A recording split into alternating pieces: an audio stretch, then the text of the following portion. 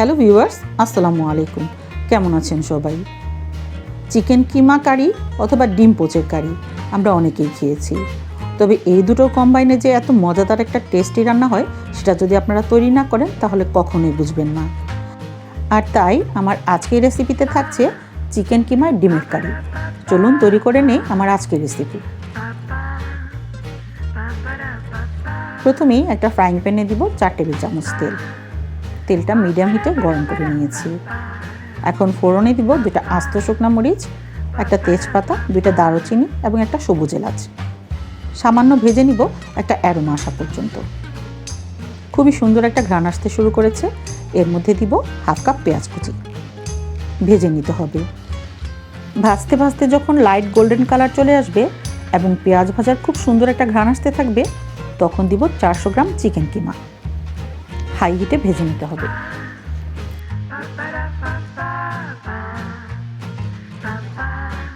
Minute 2 ভেজে নেওয়ার পর যখন দেখবেন চিকেনের মধ্যে সাদাটে কালার চলে এসেছে, তখন দিব 1 টেবিল চামচ আদা রসুন বাটা। আরও কিছুক্ষণ ভাজতে হবে আদা রসুনের কাঁচা গন্ধটা চলে যাওয়া পর্যন্ত। বেশ ভালোভাবে ভেজে নিয়েছি। এখন দিব কিছু গুঁড়ো মশলা। তাই জন্য দিয়ে দিব 1 চা চামচ শুকনা মরিচের গুঁড়া, হাফ চা চামচ হলুদের গুঁড়া, 1 চা চামচ ধনে গুঁড়া, 1/4 চা চামচ জিরা গুঁড়া এবং 1 চা চামচ লবণ। সমস্ত কিছু মিশিয়ে নিতে হবে।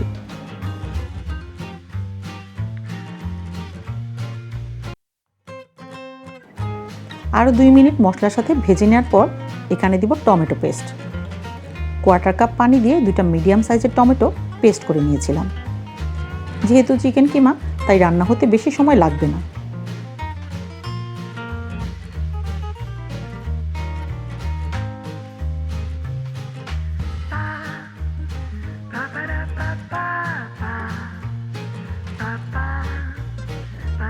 প্রায় 7 থেকে 8 মিনিট রান্না করে নিয়েছি।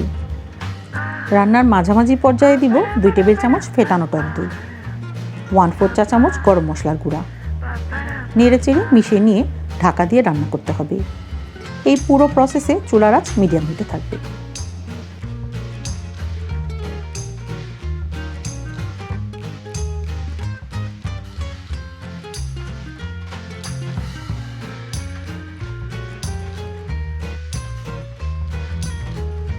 আরও 7 থেকে 8 মিনিট রান্নার পর ঝোলটা যখন এরকম মাখো মাখো হয়ে যাবে, সেই পর্যায়ে দিয়ে দিব 4টা ডিম।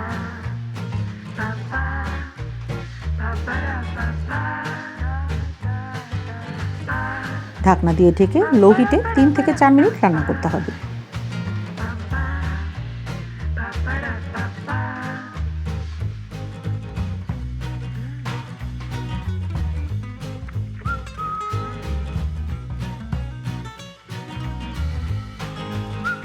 রান্নার একদম শেষ পর্যায়ে উপর থেকে কিছু ধনেপাতা কুচি এবং সামান্য মুখ ফেড়ে নেওয়া 5-6টা আস্ত কাঁচামরিচ দিয়ে ঢাকনা দিয়ে আরও 2 মিনিট রান্না করে নিতে হবে।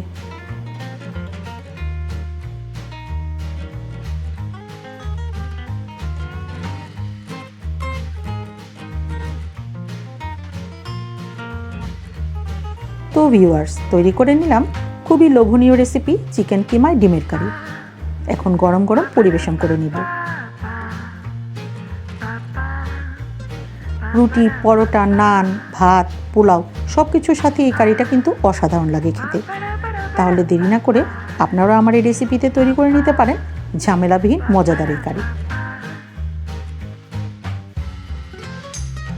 রেসিপিটি ভালো লেগে থাকলে প্লিজ লাইক, কমেন্ট, শেয়ার এবং সাবস্ক্রাইব করে মাহমুদাস কিচেনের সাথেই থাকবেন।